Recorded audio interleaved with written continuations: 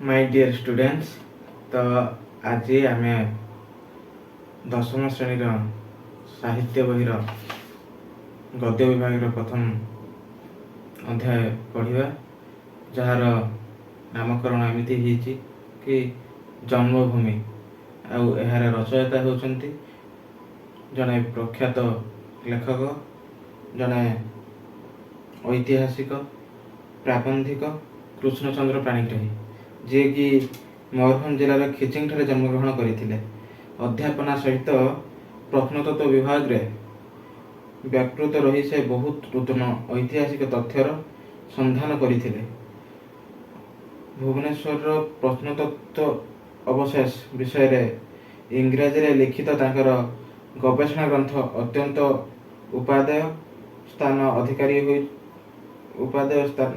उपादेय सृष्टि ओडिया भाषा रे मौलिक प्रबंध लेखि प्रतिभावान कृष्णचंद्र पाणिग्राही ओडिया साहित्य इतिहास रे स्वतंत्र स्थानर अधिकारी होइछंती।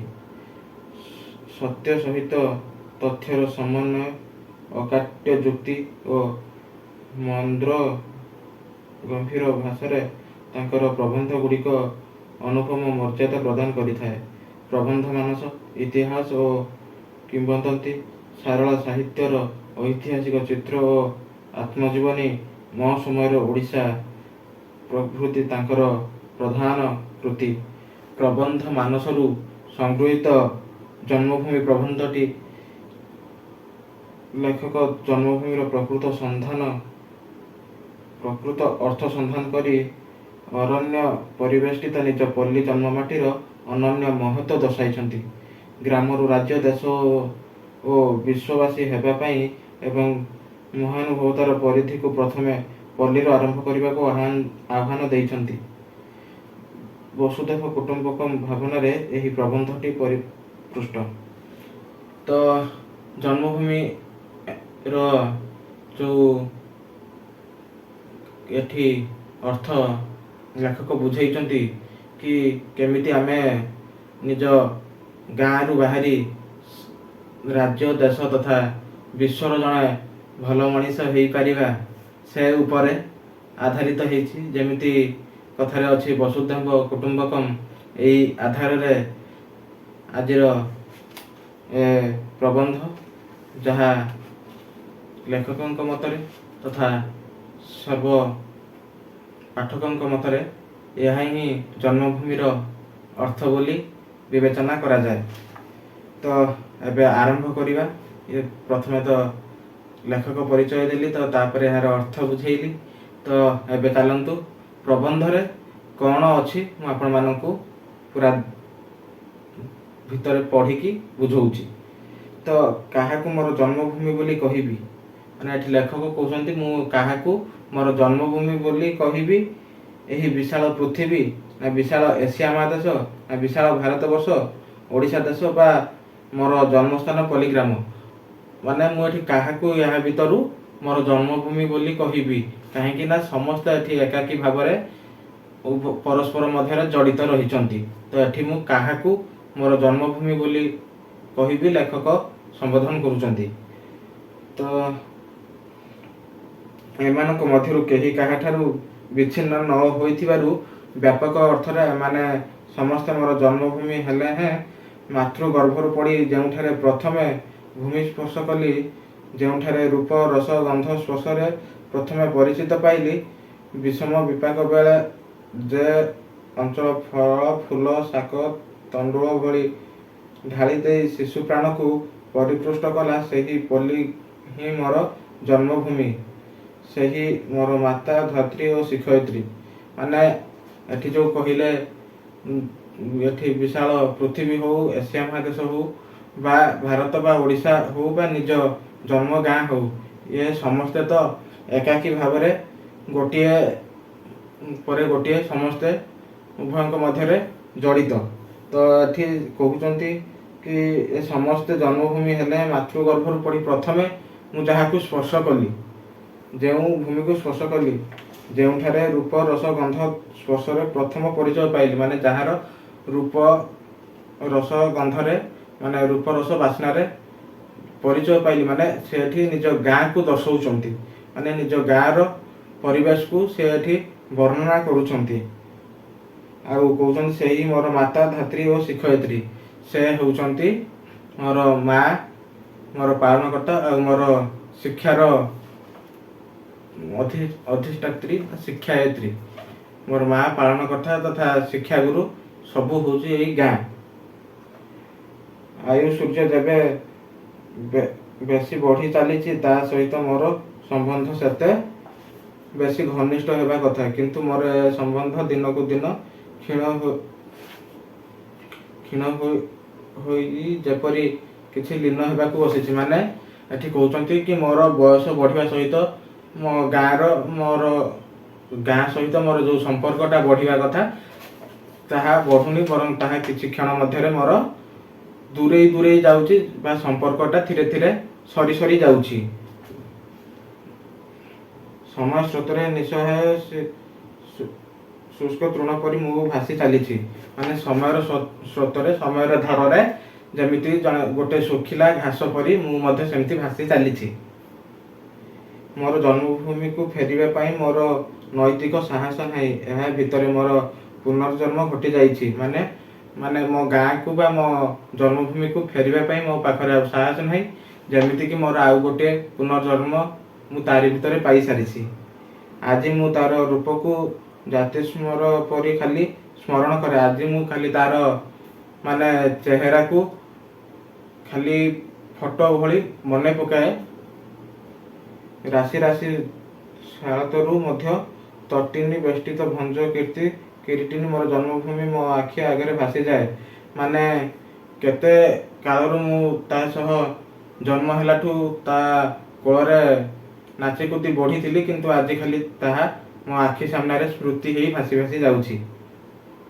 କିନ୍ତୁ ତାର କୋଳକୁ ଫେରିବା ପାଇଁ ମୋର ସାହସ ନାହିଁ। କିନ୍ତୁ ତାର କୋଳକୁ ପୁଣି ଥରେ ଫେରିବା ପାଇଁ ଆଜି ମୋ ପାଖରେ ସେତିକି ସାହସ ନାହିଁ। ଏହା ବ୍ୟକ୍ତିଗତ ସମସ୍ୟା ନୁହେଁ, ଏହା ସମଗ୍ର ଶିକ୍ଷିତ ସମାଜର ସମସ୍ୟା। ଏହା ଏଠି ଲେଖକ କହୁଛନ୍ତି କି ଏହା କେବଳ ମୋର ବ୍ୟକ୍ତିଗତ ସମସ୍ୟା ନୁହେଁ, ଏହା ସମସ୍ତ ଶିକ୍ଷିତ ସମାଜର ଗୋଟେ ସମସ୍ୟା।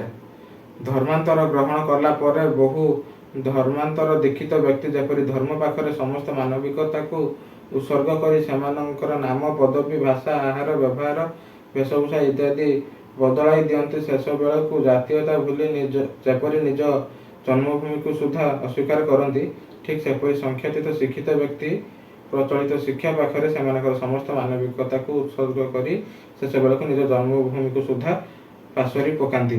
ମାନେ ଏଠି କହୁଛନ୍ତି କି ଯେମିତି କିଛି ଲୋକ ଅଛନ୍ତି ନିଜ ସ୍ୱାର୍ଥ ପାଇଁ ନିଜ ଧର୍ମକୁ ପରିବର୍ତ୍ତନ କରିକି ତାଙ୍କର ସବୁ କିଛିକୁ ପରିବର୍ତ୍ତନ କରିଦିଅନ୍ତି। ଏଠି ଠିକ୍ ସେମିତି ଜଣେ ଶିକ୍ଷିତ ବ୍ୟକ୍ତି ଶିକ୍ଷା ପାଖରେ ତାର ସବୁ କିଛିକୁ ପାଶୋରି ଦେଇକି ତାର ଜନ୍ମ ମାଟିକୁ ଫେରିବା ପାଇଁ ଆଉ ସମୟ ନ ପାଇ ଜନ୍ମ ମାଟିକୁ ମଧ୍ୟ ପାଶୋରି ଦିଏ।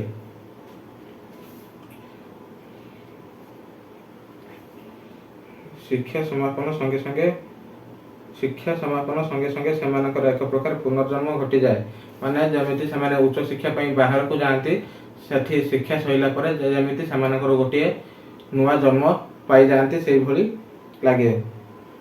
ଯଦି ଗ୍ରାମର ଉନ୍ନତିକରଣ କାର୍ଯ୍ୟ ପାଇଁ ଯଥାଯଥ ଅର୍ଥଦାନ ହିଁ ମୋର એકમાત્ર ଅବିଶେଷ୍ୟ କର୍ତ୍ତବ୍ୟ, ଗ୍ରାମକୁ ନ ଯାଇ ମଧ୍ୟ ତାହା କରାଯାଇପାରେ। ଜନ୍ମଭୂମି ସହିତ ମୋର ଆଜି କି ପ୍ରକାର ସମ୍ବନ୍ଧ ଅଛି? ମାନେ ଏଠି ଲେଖକ କହୁଛନ୍ତି କି ଖାଲି ଯଦି ଅର୍ଥଦାନ ଦ୍ୱାରା ଗୋଟେ ସମ୍ପର୍କ ଜନ୍ମଭୂମି ସହ ସମ୍ପର୍କ ତିଆରି ହୁଅନ୍ତା, ତାହେଲେ ଏଥିରେ ମୋର ଆଉ କ'ଣ ଲାଭ ରହିଲା? ବହୁ ବାଦ ବିସମ୍ବାଦ ସତ୍ତ୍ୱେ ପଲ୍ଲୀ ଗ୍ରାମର ନରନାରୀଙ୍କ ମଧ୍ୟରେ ଜାତି ଧର୍ମ ନିର୍ବିଶେଷରେ ଗୋଟାଏ ଏକ ପରିବାରତର ପରମ୍ପରା ଗଢ଼ି ଉଠିଥାଏ କି ଯେତେ ଲୋକଙ୍କ ଭିତରେ ଝଗଡ଼ା ହେଉ ବା ବାଦ ବିବାଦ ଯାହା ବି ହେଉ, ତାପରେ ବି ଗାଁ ମାନଙ୍କରେ ସମସ୍ତେ ଗୋଟିଏ ପରିବାର ଭଳି ବଞ୍ଚିଥାନ୍ତି। ଯେମିତିକି ଗୋଟେ ଗାଁରେ କୌଣସି ପୂଜା ପର୍ବ ହେଲେ ସମସ୍ତେ ଏକାଠି ମିଶିକି ପାଳନ କରିଥାନ୍ତି। କେହି ଭାଇ, କେହି ଭଣଜା, କେହି କକା, କେହି ଖୁଡ଼ି ଇତ୍ୟାଦି ଭାବରେ ସମସ୍ତ ଗ୍ରାମବାସୀ ପରିବାରରେ ମଧ୍ୟ ପରିଚିତ ହୋଇଥାନ୍ତି। ମାନେ ଏଠି କହୁଛନ୍ତି କି ନିଜ ନିଜ ଭିତରେ କେହି ଭାଇ, କେହି ଭଣଜା, କେହି କାକା, କେହି ଦାଦା, ଖୁଡ଼ି ଏମିତି ଗୋଟେ ଗୋଟେ ପାରିବାରିକ ସମ୍ପର୍କରେ ସମସ୍ତେ ପରିବାରରେ ମିଳିମିଶିକି ରହିଥାନ୍ତି। ମୋ ଜନ୍ମଭୂମି ସହିତ ଏ ମଧୁର ସମ୍ବନ୍ଧ ମୋର ଆଉ ନାହିଁ। ମାନେ ଲେଖକ କହୁଛନ୍ତି କି ସେ ଯେତେବେଳେ ଯାଇକି ବାହାରେ ରହୁଛନ୍ତି ତ ସେ କହୁଛନ୍ତି ମୋ ଜନ୍ମଭୂମିରେ ସହିତ ମୋର ଏପରି ଆଉ ସମ୍ପର୍କ କିଛି ନାହିଁ। ଗ୍ରାମଟି ଯାକର ଭାଇ ଭଉଣୀ, କକା ଖୁଡ଼ି, ମାମୁଁ ମାଇଁ, ମଉସା ମାଉସୀ ଇତ୍ୟାଦି ସବୁ ପର ହୋଇଗଲେଣି। ମାନେ ଗାଁରେ ଯେଉଁ ପାରିବାରିକ ପରିବେଶ ରହିଛି ସେମାନେ ସମସ୍ତେ ଧୀରେ ଧୀରେ ମୋ ଠାରୁ ଦୂରେଇ ଗଲେଣି। ଯେମିତିକି କକା ଖୁଡ଼ି, ମାମୁଁ ମାଇଁ, ମଉସା ମାଉସୀ ଏମିତି ଯେକୌଣସି ସମ୍ପର୍କରେ ସମସ୍ତେ ଥିଲେ ସମସ୍ତେ ଧୀରେ ଧୀରେ ମୋଠୁ ଦୂରେଇ ଗଲେଣି। ଚେଷ୍ଟା କଲେ ମଧ୍ୟ ଏ ମଧୁର ସମ୍ବନ୍ଧ ଆଉ ପାଇବା ସମ୍ଭବ ନୁହେଁ। ମାନେ ଯେତେ ଚେଷ୍ଟା କଲେ ବି ଆଉ ଏଭଳିକା ସୁନ୍ଦର ମଧୁର ସମ୍ପର୍କକୁ ଆଉ ଫେରି ପାଇବୁ ନାହିଁ। ଗ୍ରାମ ମୁଣ୍ଡରେ ସାର ମଉସା ତାର ଛୋଟ ପିଣ୍ଡାରେ ବହୁ ବର୍ଷ ଧରି ପ୍ରତିମୂର୍ତ୍ତିଟି ପରି ବସି ଆସିଛି। ଆଜି ମଧ୍ୟ ବସିଥାଏ। ଆଗେ ଦେଖିବା ମାତ୍ରେ ପଚାରୁଥିଲା, କେବେ ଆସିଲୁ ବାବା? ଆଜିକାଲି କିନ୍ତୁ କହେ, କେବେ ଆସିଲୁ ବାବୁ, କେବେ ଆସିଲ ବାବୁ। ମାନେ ସେ ତାଙ୍କର ଗାଁର ଗୋଟେ ଛୋଟ ପରିସ୍ଥିତିଟା ଦର୍ଶାଇଛନ୍ତି। ଯେପରିକି ସାର ମଉସା ନାମକ ଜଣେ ବୟସ୍କ ବୃଦ୍ଧ ବ୍ୟକ୍ତି, ତାଙ୍କର ଗାଁରେ ଗୋଟେ ଛୋଟିଆ ଘରଟିଏ ଅଛି, କୁଡ଼ିଆ ଟାଇପ୍ର। ତ ସେଠି ସେ ବସିକି ସବୁବେଳେ ପିଣ୍ଡାରେ ବସିଥାନ୍ତି। ମାନେ ଗୋଟେ ମୂର୍ତ୍ତି ଭଳି, ଯେମିତି ବୟସ ଯେହେତୁ ଅଧିକ ହେଇଯାଇଛି ତ ଗୋଟେ ଜାଗାରେ ସେ ସ୍ଥିର ଭାବରେ ବସିଥାନ୍ତି। ଆଉ ତା ସହିତ ସେ ଯେତେବେଳେ ଲେଖକ ଗାଁକୁ ଆଗରୁ ପ୍ରଥମେ ଫେରୁଥିଲେ ତ ସେତେବେଳେ ମଉସା ଜଣକ ପଚାରୁଥିଲେ କି କେବେ ଆସିଲୁ କିରେ ବାବା? ତ ଯେତେବେଳେ ଏବେ ସେ ଫେରୁଛନ୍ତି ଅନେକ ଦିନ ବ୍ୟବଧାନ ପରେ, ଯେପରିକି ତାଙ୍କର ଲେଖକ ପୂର୍ବରୁ କହିଥିଲେ କି ତାଙ୍କର ଯେମିତି କୌଣସି ଗାଁ ସହ ସମ୍ପର୍କ ନାହିଁ, ତ ସେହି ପରିପ୍ରେକ୍ଷୀରେ ଏବେ ସେ ଯେତେବେଳେ ଗାଁକୁ ଫେରନ୍ତି ତ ଏବେ ପଚାରୁଛନ୍ତି କି କେବେ ଆସିଲ ବାବୁ। ଗ୍ରାମର ମଝିରେ ଗୋବିନ୍ଦା ଭାଇର କ୍ଷୁଦ୍ର କୁଟୀର। ଆଜୀବନ ଅକର୍ମା ଓ ଅବିବାହିତ ରହି ସେ ତାର କ୍ଷୁଦ୍ର କୁଟୀରକୁ ଦୁର୍ଗ କରି ସମଗ୍ର ବିଶ୍ୱ ବିରୁଦ୍ଧରେ ବିଦ୍ରୋହ ଘୋଷଣା କରିଛି। ଆଗେ ଦେଖିଲେ ବହୁ ମାନ ସହିତ ସେ ମୋତେ ତାର କୁଡ଼ିଆରେ ବସାଇ ମନବୋଧ ଚଉତିଶା ବ୍ୟାଖ୍ୟା କରୁଥିଲା। ମାନେ ଆଉ ଜଣଙ୍କ କଥା ମଧ୍ୟ ସେ ସେଇଠି ବର୍ଣ୍ଣନା କରିଛନ୍ତି କି ଯେ ଜଣେ ଆଜୀବନ ଅକର୍ମଣୀୟ ଅବିବାହିତ ରହି ସେ ତାଙ୍କର ସେଇ ଛୋଟ କୁଡ଼ିଆ ଘରେ ଗୋଟେ ଦୁର୍ଗ ଭଳି ଜୀବନ ସହ ସଂଘର୍ଷ କରୁଛନ୍ତି। ଆଉ ସେ ଯେତେବେଳେ ଆଗରୁ ଫେରୁଥିଲେ ଗାଁକୁ ତ ସେଇ କୁଡ଼ିଆରେ ବସି ତାଙ୍କୁ ଗୋବିନ୍ଦା ଭାଇ ନାମକ ଜଣେ ବ୍ୟକ୍ତି ତାଙ୍କୁ ମନବୋଧ ଚଉତିଶା ସେଠି ବସିକି ଶୁଣଉଥିଲେ। ଆଜି ମୁଁ ଶତ ଚେଷ୍ଟା କଲେ ମଧ୍ୟ ତାର ପୂର୍ବ ପ୍ରତ୍ୟାଶା ଆଉ ଫେରି ପାଏ ନାହିଁ। ମାନେ ମୁଁ ଆଉ ଯେତେ ଚେଷ୍ଟା କଲେ ବି ସେ ଯେଉଁ ପରିବେଶକୁ ଆଉ ଫେରି ପାଇପାରୁନାହିଁ। ଗ୍ରାମଟି ଯାକର ନବାଗତ ଅତିଥିରେ ପରିପୂର୍ଣ୍ଣ ହୋଇଗଲେଣି। ଯେଉଁ ଆଡ଼କୁ ଚାହିଁଲେ ଶୀର୍ଣ୍ଣ ମଳିନ ଉଲଗ୍ନ କୁଶୋଦର ଲମ୍ବୋଦର ଅବାଞ୍ଛିତ ଅବହେଳିତ ଶିଶୁମାନଙ୍କର ସମାବେଶ ଦେଖାଯାଏ। କି ଗ୍ରାମଟି ଯାକର ନବାଗତ ଅତିଥି ମାନେ ଏଠି କହୁଛନ୍ତି ଛୋଟ ଛୋଟ ଯେଉଁ ପିଲାମାନେ ଏବେ ଯେଉଁମାନେ ନୂଆ କରି କିଛି ବର୍ଷ ହେବ ଜନ୍ମ ନେଇଛନ୍ତି ସେମାନଙ୍କୁ ସେ ଏଠି ବିଭିନ୍ନ ରୂପରେ କହିଛନ୍ତି। ଯେମିତି ଲମ୍ବୋଦର, କୃଷ୍ଣଭୋଗ, ମାନେ କିଛି ରୂପକୁ ନେଇକି ସେ ବର୍ଣ୍ଣନା କରିଛନ୍ତି କି ସେମାନଙ୍କୁ ଏଠି ସେ କହୁଛନ୍ତି ଏ କଥାଟି। ଏମାନଙ୍କ ମଧ୍ୟରୁ କେହି ସୁଦ୍ଧା ମୋତେ ଜାଣନ୍ତି ନାହିଁ।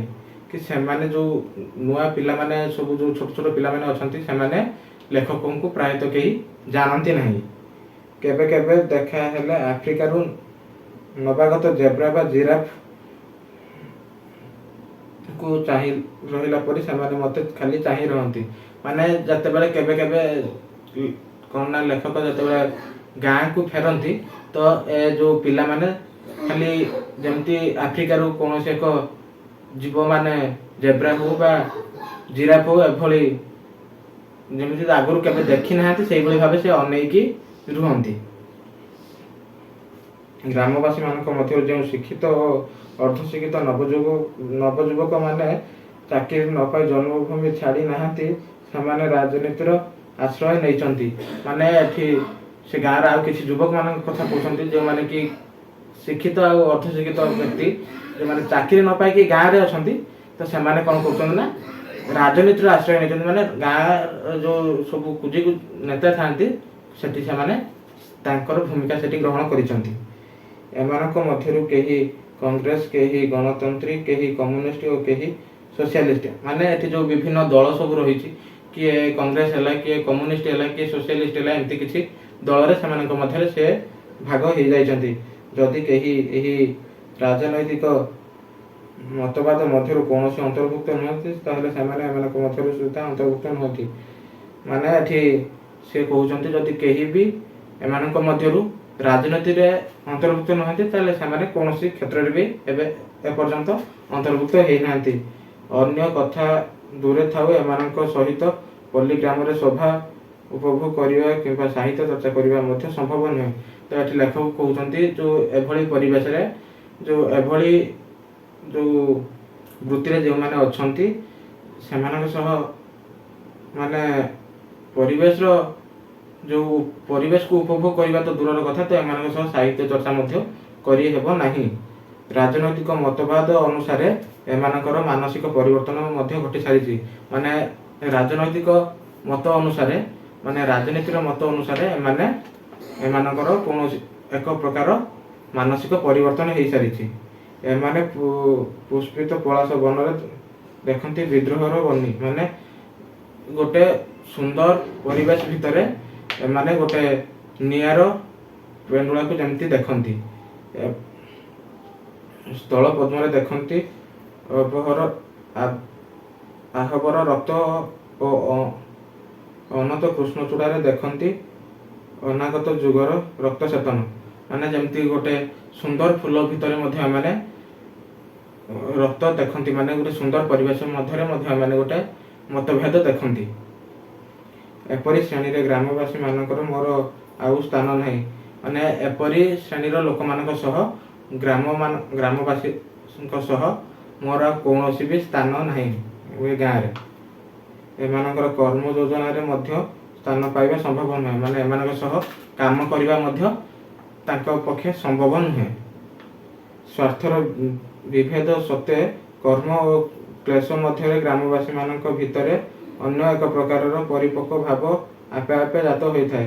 ମାନେ ଏଠି ସ୍ୱାର୍ଥ ଯେମିତି ସମସ୍ତଙ୍କ ଭିତରେ କିଛି ନା କିଛି ଗୋଟେ ସ୍ୱାର୍ଥ ରହିଛି, ସେଇଭଳି ଗୋଟେ ପରିବେଶ ଏମାନଙ୍କ ଭିତରେ ସୃଷ୍ଟି ହେଇଛି। ନିଦା ଘରେ ନିରାଟ ଝାଞ୍ଜିରେ ଲଙ୍ଗଳ ମୁନରେ ଧରଣୀର ବିଷ ବକ୍ଷ ଚିରି ଏମାନେ ସମସ୍ତେ ନୂଆ ମେଘକୁ ଚାହିଁ ବସନ୍ତି। ମାନେ ଏଠି ସେ ଚାଷୀଙ୍କ କଥା କହୁଛନ୍ତି କି ଯେମିତି ଚାଷୀ ହଳ କରିକି ସେ ତାର ବର୍ଷାକୁ ଅପେକ୍ଷା କରି ବସିଥାନ୍ତି। ଜ୍ୟେଷ୍ଠର ଶେଷ ବେଳକୁ ସ୍ତୂପୀକୃତ ମେଘ ଘନଶ୍ୟାମ ଗିରିରାଜିର ମସ୍ତକକୁ ଧୀରେ ଧୀରେ ଅଗଣିତ ଶୀତଳରୁ ଉପରକୁ ଆନିତ ହୋଇ ଆସେ ଓ ଗର୍ଜନ ତର୍ଜନର ଦିଗନ୍ତ କମ୍ପେଇ ସୁଗନ୍ଧ ବନ୍ୟ ପୁଷ୍ପ ପରିମଳରେ କମ୍ପେଇ ପାରିପତରେ ପଲ୍ଲୀଭୂମିକୁ ସିକ୍ତ କରିଥାଏ। ମାନେ ଜ୍ୟେଷ୍ଠର ଶେଷ ଭାଗକୁ ମାନେ ଖରାଦିନ ସରି ଆସିଲେ ତ ଯେତେବେଳେ ବର୍ଷା ଋତୁ ଆରମ୍ଭ ହୁଏ ସେତେବେଳେ ଘଡ଼ଘଡ଼ି ଚଡ଼ଚଡ଼ି ମାରି ମାନେ ଗୋଟେ ପ୍ରକାର କମ୍ପନ କରିକି ଧୀରେ ଧୀରେ ମେଘ ହୁଏ, ଯେଉଁଠି ଚାଷୀ ଦେଖିଲେ ତାକୁ ବହୁତ ଖୁସି ହୁଅନ୍ତି। ସିକ୍ତ ଭୂମି ସୁଗନ୍ଧ ବନ୍ୟତୃପ୍ତ ପରିମଳରେ ରଜ ପର୍ବର ଆରମ୍ଭ ହୁଏ। ମାନେ ସେହି ସମୟରେ କ'ଣ ହୁଏ ନା ରଜ ପର୍ବ ବି ପଡ଼ିଥାଏ।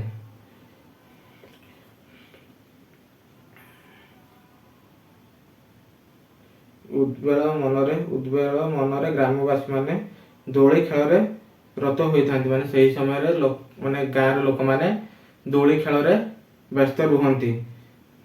ମହାସମାରୋହରେ ରଜ ପର୍ବ ଶେଷ ହେବା ପରେ ନିଷ୍ଠୁର ବାସ୍ତବତା ଆସି ପଡ଼େ। ମାନେ ଖୁବ ଧୁମଧାମରେ ଯେତେବେଳେ ରଜ ପର୍ବ ସରିଯାଏ ତାପରେ ଗୋଟେ ବହୁତ ବଡ଼ ନିଷ୍ଠୁରତା ପରିବେଶ ଆସିଥାଏ। ତାପରେ ଲୋକମାନେ ଯେମିତି ତାଙ୍କ ଚାଷ କାମରେ ଲାଗିଯାଆନ୍ତି। କ୍ଳାନ୍ତ ସିକ୍ତ ଧାରାହତ ଶ୍ରମଜୀବୀମାନଙ୍କର ସମବେତ ଯତ୍ନରେ ଧରଣୀ ଶଯ୍ୟା ଶ୍ୟାମଳା ହୋଇ ଉଠେ ଓ ହେମନ୍ତର ସ୍ୱର୍ଣ୍ଣଶୀର୍ଷ ଧନ୍ୟରେ ଗ୍ରାମଭୂମି ପୂର୍ଣ୍ଣ ହୋଇଥାଏ। ମାନେ ରଜ ସରିଲା ପରେ ସମସ୍ତେ ପୁଣି ଯେଉଁମାନେ ଶ୍ରମିକ ଶ୍ରେଣୀର ଥାଆନ୍ତି ବା ମଧ୍ୟବିତ୍ତ ଶ୍ରେଣୀର ଥାଆନ୍ତି ସମସ୍ତେ ପୁଣି ତାଙ୍କ ଚାଷ କାମରେ ଲାଗିଥାନ୍ତି। ଆଉ କ'ଣ ନା ହେମନ୍ତରେ ସ୍ୱର୍ଣ୍ଣଶୀର୍ଷ ଧନ୍ୟରେ ମାନେ ହେମନ୍ତ ମାସ ଆସିଲେ ଧାନ ପାଚିକି ମାନେ ସୁନା ରଙ୍ଗର ହେଇଯାଏ, ଯାହାଫଳରେ ଚାଷୀମାନେ ଖୁସି ହୋଇଥାନ୍ତି।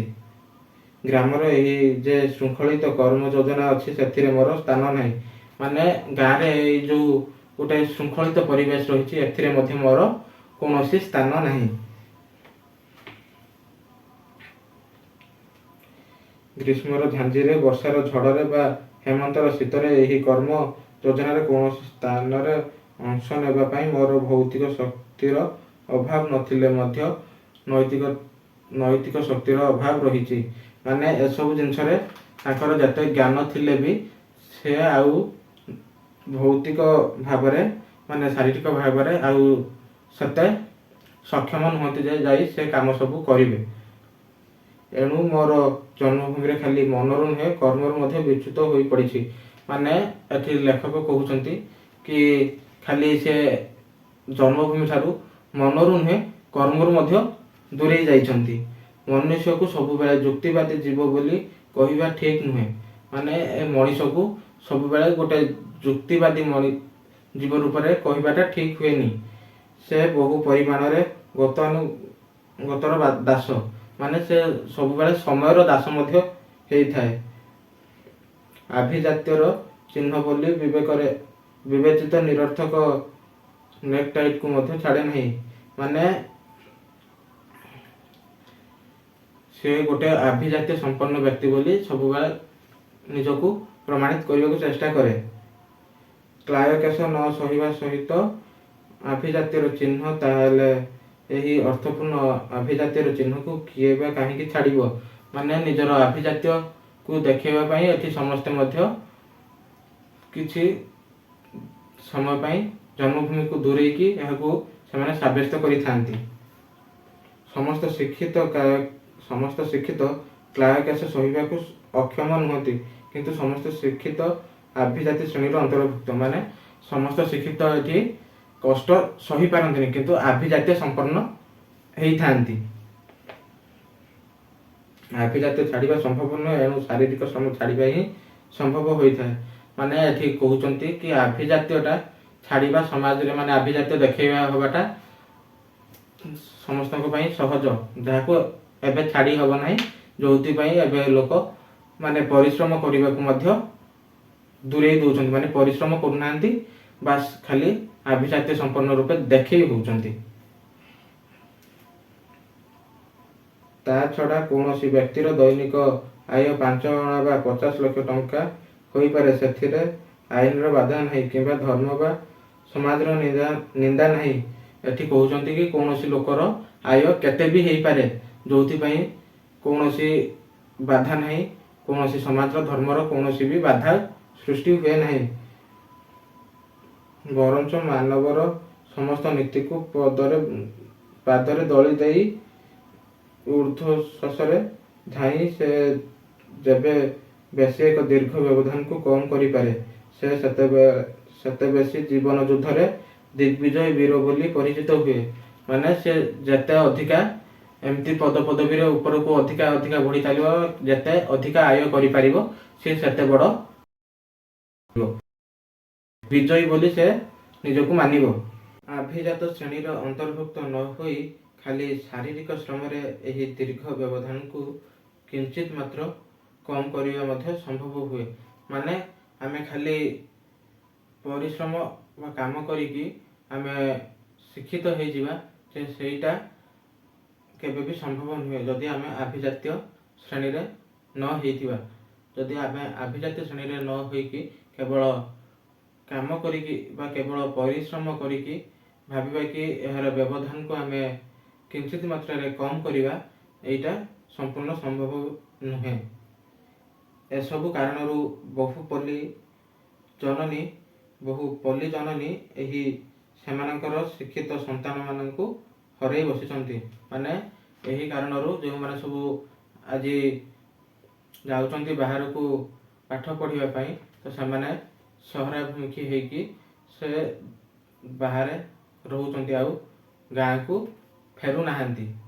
ଯେଉଁଥିପାଇଁ କି ଏମିତି ଅନେକ ବାପା ମା ସେମାନଙ୍କର ଛୁଆଙ୍କ ଠାରୁ ସେମାନେ ଦୂରେଇ ଯାଉଛନ୍ତି। ଅର୍ଥ ବଳରେ ହେଉ, ଭାଗ୍ୟ ବଳରେ ହେଉ ବା ଅଧ୍ୟବସାୟ ବଳରେ ହେଉ, ଯେଉଁମାନେ ଶିକ୍ଷିତ ରୂପେ ଉଦୀୟମାନ ହୁଅନ୍ତି ସେମାନଙ୍କ ସମ୍ବନ୍ଧରେ ପଲ୍ଲୀଗ୍ରାମରେ ବହୁତ କଳ୍ପନା ଜଳ୍ପନା ଚାଲେ।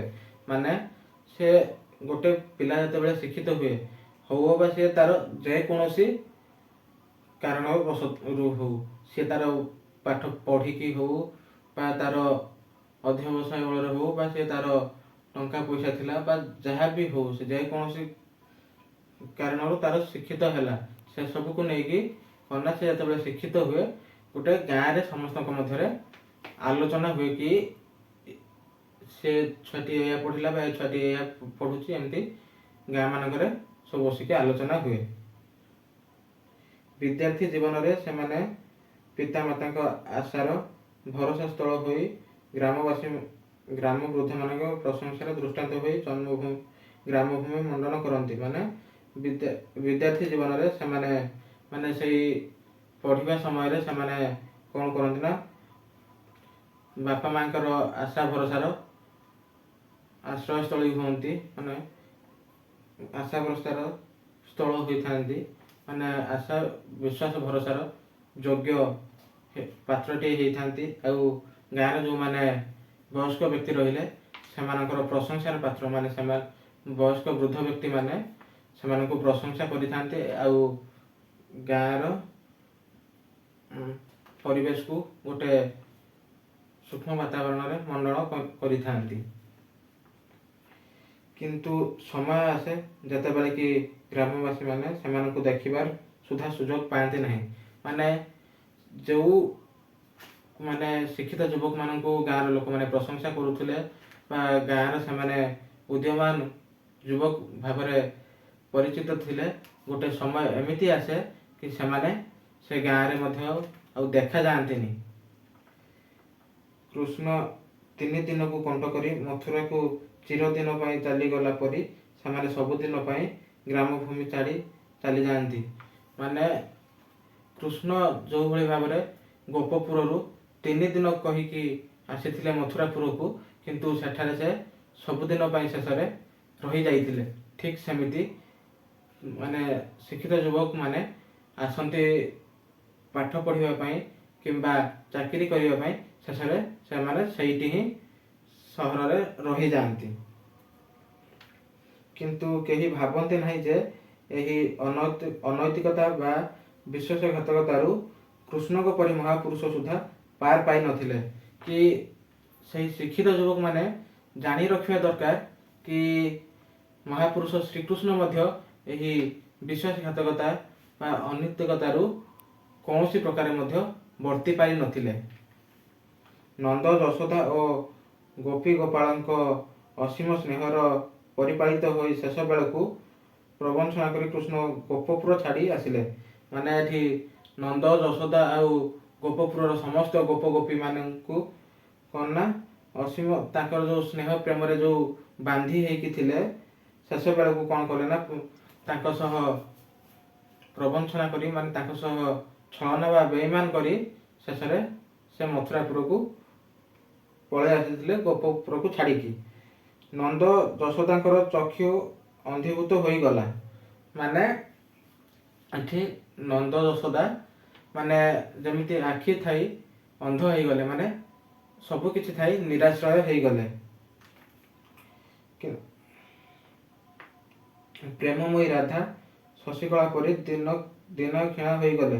ମାନେ ସେ ଯେଉଁ ରାଧାଙ୍କୁ ଏତେ ଭଲ ପାଉଥିଲେ, ସେ ରାଧା ତାଙ୍କୁ ସବୁଦିନ ପାଇଁ ଝୁରି ଝୁରି ମାନେ ରହିଲେ।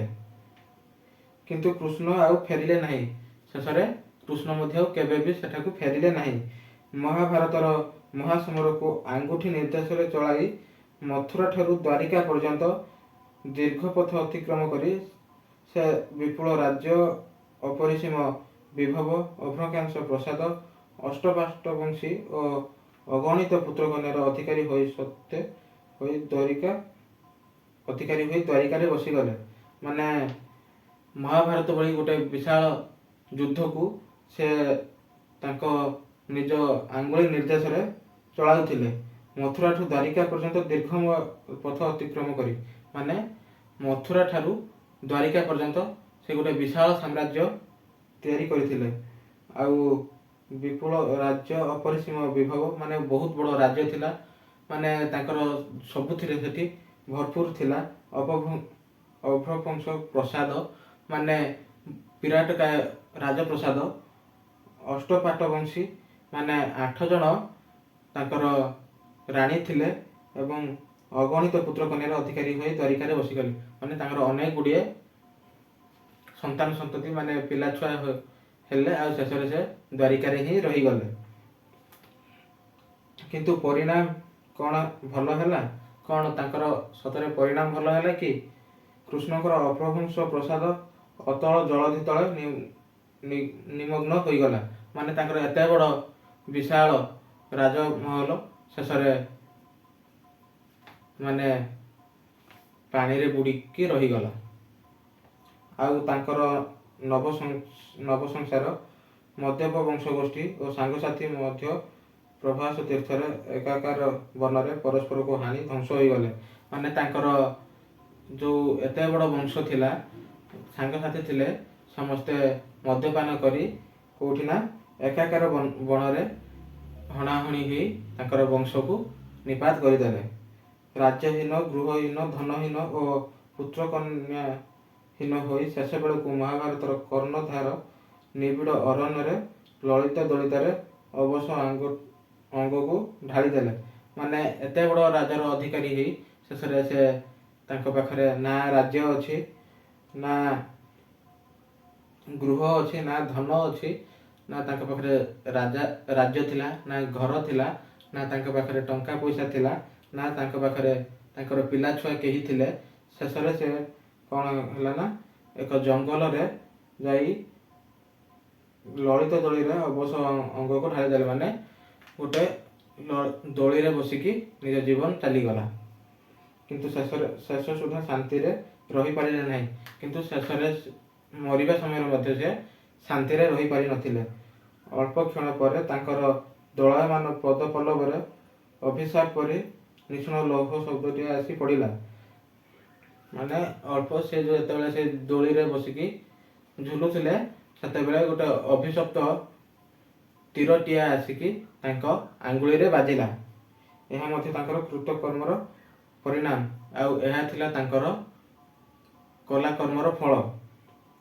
ଯେଉଁ ପାଦ ଗୋପପୁରରେ ଗୋଚାରଣ ଦ୍ୱାରା ଚର୍ମ ପାଦୁକା ପରି କଠିନ ହୋଇଯାଇଥିଲା, ତାହା ଦ୍ୱାରିକାର ରାଜଭୋଗରେ ନବପଲ୍ଲବ ପରି ରକ୍ତଭ ହୋଇ ପଡ଼ିଲା। ମାନେ ସେ ଯେତେବେଳେ କୃଷ୍ଣ ଯେତେବେଳେ ଗୋପପୁରରେ ଥିଲେ, ସେ କ'ଣ କରୁଥିଲେ ନା ପିଲାଦିନେ ଗାଈ ଚରେଇବାକୁ ଯାଉଥିଲେ। ଆଉ ଗାଈ ଚରେଇକି ସେ ଯେତେବେଳେ ଚାଲି ଚାଲି ଯାଉଥିଲେ ଗାଈ ଚରେଇବା ପାଇଁ, ତ ତାଙ୍କୁ ଯିବା ଆସିବା ସମୟରେ ତାଙ୍କ ପାଦ ଟାଣ ହେଇଯାଇଥିଲା। ଆଉ ସେ ଯେତେବେଳେ ଦ୍ୱାରିକା ଆସିକି ରାଜା ହେଇକି ଏଠି ବସିଲେ, ସେତେବେଳେ ରାଜଭୋଗ କଲେ, ସେତେବେଳେ ତାଙ୍କ ପାଦ ପୁଣି ଥରେ ନରମ ହେଇଗଲା। ଏଣୁ ନିର୍ବୋଧ ବ୍ୟୋଧ ମନରେ ଯେ ତାହା ହରିଣ କର୍ଣ୍ଣର ଭ୍ରମ ଆଣିଦେବ, ଏଥିରେ ବିଚିତ୍ରତା ବା କ'ଣ ଥିଲା? ମାନେ ସେ ଯେଉଁ ନରମ ଆଉ ସୁନ୍ଦର କୋମଳ ହେଇଯାଇଥିଲା ତାଙ୍କ ପାଦଟା, ଏଥିରେ ସେ ଯେଉଁ ଶିକାରୀର ମନରେ ଗୋଟେ ଭ୍ରମ ସୃଷ୍ଟି କରିଥିଲା, ଗୋଟେ ଭୁଲ ଚିନ୍ତା ସୃଷ୍ଟି କରିଥିଲା କି ସେଇଟା ହରିଣର କାନ ଥିଲା ବୋଲି। ତ ଏଥିରେ ବିଚିତ୍ରତା ବା କ'ଣ ଥିଲା? ଏଥିରେ ଅସୁବିଧା ବା କ'ଣ ଥିଲା? ଏହି ପୁରାତନୀ ଗାଥାର ସତ୍ୟ ରହିଛି। ମାନେ ଏଭଳି ପୁରାତନ କଥାର ସତ୍ୟାସତ ରହିଛି। ଏଣୁ ବହୁ ଶତାବ୍ଦୀ ବିହିତ ଭେଦ କରି ତାହା ଆଜି ଆମ୍ଭମାନଙ୍କ ପାଖରେ ପହଞ୍ଚି ପାରିଛି। ମାନେ ଏହିସବୁ କଥା ବହୁ ଶତାବ୍ଦୀ ପୂର୍ବର କଥା, ମାନେ ଦ୍ୱାପର ଯୁଗର କଥା ଆଜି ଆସି ଆମ ପାଖରେ ପହଞ୍ଚିଛି। କୃଷ୍ଣଙ୍କର ନବରାଜ୍ୟର ଅଭ୍ରଭଂଶ ପ୍ରସାଦ ଆଉ ନାହିଁ, କିନ୍ତୁ ତାଙ୍କର ମାତୃଭୂମିର ଗୋପ ବୃନ୍ଦାବନ, ଯମୁନା, ଗୋପାଳ ଆଦି ସବୁ ପୂର୍ଣ୍ଣ ରୂପରେ ଅଛନ୍ତି। ମାନେ କୃଷ୍ଣଙ୍କର ଯେଉଁ ନୂଆ ରାଜ୍ୟ ଥିଲା ଅପଭ୍ରଂଶ ପ୍ରସାଦ, ଯେଉଁ ବହୁତ ବଡ଼ ରାଜମହଲ ଥିଲା, ସେ ଆଜି ନାହିଁ। କିନ୍ତୁ ତାଙ୍କର ମାତୃଭୂମି ଗୋପପୁର, ବୃନ୍ଦାବନ, ଯମୁନା ନଦୀ ଆଉ ଗୋପାଳମାନେ ଆଜି ବି ଅଛନ୍ତି ସମସ୍ତେ।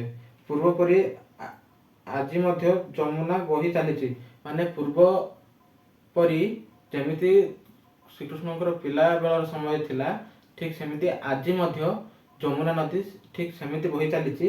ଆଉ ବୃନ୍ଦାବନରେ ପୁଷ୍ପିତ କଦମ୍ବରେ ଆଜି ମଧ୍ୟ ମୟୂର ଉଦ୍ଧତ ନୃତ୍ୟ ଦେଖାଦିଏ। ମାନେ ବୃନ୍ଦାବନରେ ସେ ଯେଉଁ କଦମ୍ବ ଫୁଲର ଯେଉଁ ରହିଛି ତାର ବାସ୍ନାରେ ଆଜି ମଧ୍ୟ ମୟୂର ଠିକ୍ ସେମିତି ନାଚେ। ଆଜି ମଧ୍ୟ ଦୂର ବଂଶୀ ସ୍ୱନରେ ଅନୁର ଗୋପ କନ୍ୟାର ମନ ଅହେତୁକ ଓ ଅନାହୁତ ବ୍ୟଥାରେ ଭାରାକ୍ରାନ୍ତ ହୋଇ ଉଠେ। ମାନେ ଆଜି ମଧ୍ୟ ଠିକ୍ ସେହିପରି, ମାନେ ବଂଶୀର ସ୍ୱରରେ ଗୋପମାନଙ୍କର ଯେଉଁ ଗୋପୀମାନଙ୍କର ମନ ମାନେ ଭାରି ଭାରି ଲାଗେ କି ସେମାନେ ଯେମିତି କୃଷ୍ଣଙ୍କୁ ଆଜି ମଧ୍ୟ ଅପେକ୍ଷା କରିଛନ୍ତି। କୃଷ୍ଣଙ୍କର ଏହି ଅମର ଗାଥାରୁ ବହୁତ କଥା ଶିଖିବାର ଅଛି। ମାନେ କୃଷ୍ଣଙ୍କର ଏହି ଅମରମୟ ଜୀବନରୁ ବହୁତ କିଛି ଜିନିଷ ଶିଖିବାର ଅଛି। ଏହା ସତ୍ୟ ଯେ ଭାରତୀୟ ଅର୍ଥନୈତିକ ବେଷ୍ଟିନୀରେ ପାଶ୍ଚାତ୍ୟ ଶିକ୍ଷାକୁ ଥୋଇ ଦିଆଯାଇଛି। ଏହି କଥାଟା ସତ ଯେ ଭାରତୀୟ ଅର୍ଥନୀତି ବ୍ୟବସ୍ଥାରେ ପାଶ୍ଚାତ୍ୟ ସଭ୍ୟତାର ଶିକ୍ଷା ବ୍ୟବସ୍ଥା ଆସିକି ରଖି ଦିଆଯାଇଛି। ଏଣୁ ପାଶ୍ଚାତ୍ୟ ଶିକ୍ଷାର ଶିକ୍ଷିତମାନେ ଯେ ପାଶ୍ଚାତ୍ୟ ଜୀବନଧାରାମାନ ଅନୁସରଣ କରିବେ, ଏହା ନିଶ୍ଚିତ କଥା। ଆଉ ଯେତେବେଳେ ପାଶ୍ଚାତ୍ୟ ଶିକ୍ଷା ଆସିକି ଆମ ଅର୍ଥନୀତି ଭିତରେ ପଶିଲାଣି, ତ ଏହାକୁ ଯେଉଁ ଶିକ୍ଷିତମାନେ ଶିକ୍ଷା ଗ୍ରହଣ କରୁଛନ୍ତି, ତ ସେହି ହିସାବରେ ସେମାନେ ପାଶ୍ଚାତ୍ୟ ଶିକ୍ଷାକୁ ଗ୍ରହଣ କରିକି ଆଗକୁ ବଢ଼ୁଛନ୍ତି। ଏଣୁ ପାଶ୍ଚାତ୍ୟ ଶିକ୍ଷାର ତଥାପି ବହୁ ସହସ୍ର ଶିକ୍ଷିତ ମଧ୍ୟରୁ ଯେଉଁମାନେ ସେମାନଙ୍କ ମହାନୁଭବତାର ପରିଧିକୁ ପଲ୍ଲୀଗ୍ରାମରୁ ପ୍ରଥମେ ଆରମ୍ଭ କରି ବିଶ୍ୱ ପର୍ଯ୍ୟନ୍ତ ବ୍ୟକ୍ତ କରିପାରିଛନ୍ତି, ସେମାନେ ଆମ୍ଭମାନଙ୍କ ନମସ୍ୟ। ମାନେ ଏସବୁ ସତ୍ତ୍ୱେ, ମାନେ ପାଶ୍ଚାତ୍ୟ ଶିକ୍ଷା ସତ୍ତ୍ୱେ ଯେଉଁମାନେ ଗାଁରୁ ପଢ଼ିବା ଆରମ୍ଭ କରିଛନ୍ତି, ଗାଁ ଚାଟଶାଳୀରୁ ପଢ଼ିବା ଆରମ୍ଭ କରିକି ଆସିକି ବିଶ୍ୱ ସ୍ତରରେ ପହଞ୍ଚିଛନ୍ତି, ସେମାନଙ୍କୁ ଆମ୍ଭମାନଙ୍କର ପ୍ରଣାମ କରିବା ଦରକାର। କିନ୍ତୁ ଏହି ସ୍ୱାଭାବିକ ପନ୍ଥା ଛାଡ଼ି ଯେଉଁମାନେ ଗ୍ରୀକୀୟ ଦେବତା ଏଟଲାସ୍ ଭଳି ସମସ୍ତ ବିଶ୍ୱର ଭାର ବହନ କରିଛନ୍ତି ବୋଲି କୁବଜ ହୋଇ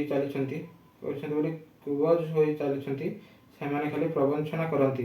ମାନେ ଏସବୁ ପନ୍ଥାକୁ ସବୁ ଯେଉଁମାନେ ଛାଡ଼ିକି ସବୁ ପ୍ରକାର ବୋଝକୁ, ଯେମିତିକି ଗ୍ରୀସୀୟ ଦେବତା, ଗ୍ରୀସ୍ ଦେଶର ଯାହାକୁ ଦେବତା ବୋଲି ମାନାଯାଏ, ଆମର ଯେମିତି ଓଡ଼ିଶାରେ ପ୍ରଭୁ ଜଗନ୍ନାଥଙ୍କୁ ମାନେ ବଡ଼ ଠାକୁର ବୋଲି ମାନାଯାଏ, ସେଠି ଗ୍ରୀସରେ ମଧ୍ୟ ତାଙ୍କର ଏଟଲାସ୍ ନାମକ ଜଣେ ମହାନ ଦେବତାଙ୍କୁ ପୂଜା କରାଯାଏ।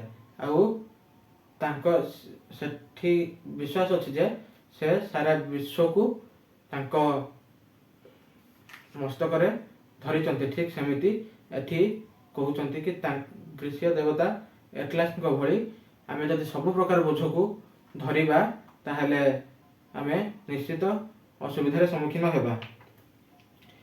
ଯେ ଭଲ ଗ୍ରାମବାସୀ ନୁହେଁ ସେ ଭଲ ଓଡ଼ିଶାବାସୀ ନୁହେଁ, ଯେ ଭଲ ଓଡ଼ିଶାବାସୀ ନୁହେଁ ସେ ଭଲ ଭାରତବାସୀ ନୁହେଁ, ଯେ ଭଲ ଭାରତବାସୀ ନୁହେଁ ସେ ଭଲ ବିଶ୍ୱବାସୀ ହୋଇ ନପାରେ।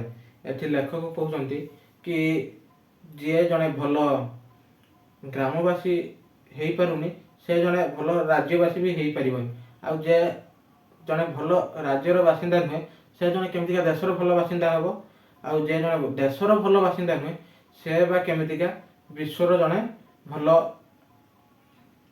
ବାସିନ୍ଦା ହେଇପାରିବ। ଯେଉଁମାନେ ପାଶ୍ଚାତ୍ୟ ଶିକ୍ଷାର ସମସ୍ତ ନିଗଡ଼ ଛିନ୍ନ କରି ସେମାନଙ୍କ ମହାନୁଭବତାର ପରିଧିକୁ ପ୍ରଥମେ ପଲ୍ଲୀରୁ ଆରମ୍ଭ କରି ସମଗ୍ର ଓଡ଼ିଶା ଓ ଭାରତବର୍ଷକୁ ବ୍ୟକ୍ତ କରିପାରନ୍ତି, ସେମାନେ ଆମ୍ଭମାନଙ୍କର ନମସ୍ୟ। ଏଠି କ'ଣ କହୁଛନ୍ତି ନା ଲେଖକ, ଯେଉଁମାନେ ପାଶ୍ଚାତ୍ୟ ଶିକ୍ଷାର ସମସ୍ତ, ମାନେ ପାଶ୍ଚାତ୍ୟ ଶିକ୍ଷା ବ୍ୟବସ୍ଥାର କୁ ସମସ୍ତ ପ୍ରକାର ସମ୍ପର୍କ ଛିନ୍ନ କରି ତା ସହିତ ପ୍ରଥମେ ଯେଉଁମାନେ ଗାଁରୁ ପଢ଼ିବା ଆରମ୍ଭ କରିଛନ୍ତି, ତ ସେମାନେ ଓଡ଼ିଶା ତଥା ଭାରତ ଭଳି ଦେଶର ଭାରତବର୍ଷକୁ ବ୍ୟକ୍ତ କରିପାରିଛନ୍ତି, ମାନେ ଭାରତବର୍ଷର ସବୁ ଜାଗାକୁ ପରିପୂର୍ଣ୍ଣ କରିପାରିଛନ୍ତି। ତ ସେମାନେ ଆମମାନଙ୍କର ନମସ୍ୟ ହୁଅନ୍ତୁ, ମାନେ ସେମାନଙ୍କୁ ଆମେମାନେ ସବୁବେଳେ ସମ୍ମାନ କରିବା ଉଚିତ। ତ ଆଶା କରେ ଏଇ ପ୍ରବନ୍ଧଟି ପିଲାମାନେ ସମସ୍ତେ ସଠିକ୍ ଭାବରେ ବୁଝିପାରିଥିବ। ଆଉ ଆଶା କରେ ଏହାପରେ ଯେଉଁ ଏହାର ପ୍ରଶ୍ନ ଉତ୍ତର ଅଛି ଏହାକୁ ଭଲ ଭାବରେ ପିଲାମାନେ ତୁମେ ନିଜେ କରିପାରିବ। ଆଉ ଆଶା କରେ ଏସବୁକୁ ତୁମେମାନେ ନିହାତି ନିଶ୍ଚିତ ଭାବରେ କରିବ। ଆଉ ଏସବୁ ପ୍ରଶ୍ନ ଉତ୍ତର ନିଜେ କରିବା ଦ୍ୱାରା କ'ଣ ହୁଏ ନା, ନିଜର ପଢ଼ିବାଟା, ନିଜର ଜ୍ଞାନଟା ସେତିକି ବଢ଼ିବ। କାହିଁକି ନା ମୁଁ ତ ତୁମକୁ ପଢ଼େଇକି ଗାଇଡ଼ କରିଦେଲି, ବାସ୍ ପ୍ରଶ୍ନ ଉତ୍ତରର କାମ ତୁମମାନଙ୍କର, ଯାହାଦ୍ୱାରା ପଢ଼ିବା ଦ୍ୱାରା ତୁମମାନଙ୍କର ଗୋଟିଏ ଥର ଆଉ ଥରେ ମାନେ ରିଭିଜନ୍ ହେଇଯିବ। ତତ୍ ସହିତ ତୁମର ସେଇଟାକୁ ଭଲ ଭାବରେ ମନେ ମଧ୍ୟ ରଖିପାରିବ। ତ କୋଶ୍ଚିନ୍ ଆନ୍ସର୍ କରିବା ଦ୍ୱାରା ନିଜର ମଧ୍ୟ କିଛି କ୍ରିଏଟିଭିଟି ଆଇଡ଼ିଆ ବଢ଼ିବ, ଯାହାଫଳରେ କି ତୁମେ ବିଷୟଟାକୁ ତାର ସର୍ଟ ଫର୍ମରେ ତାକୁ ମନେ ରଖିପାରିବ।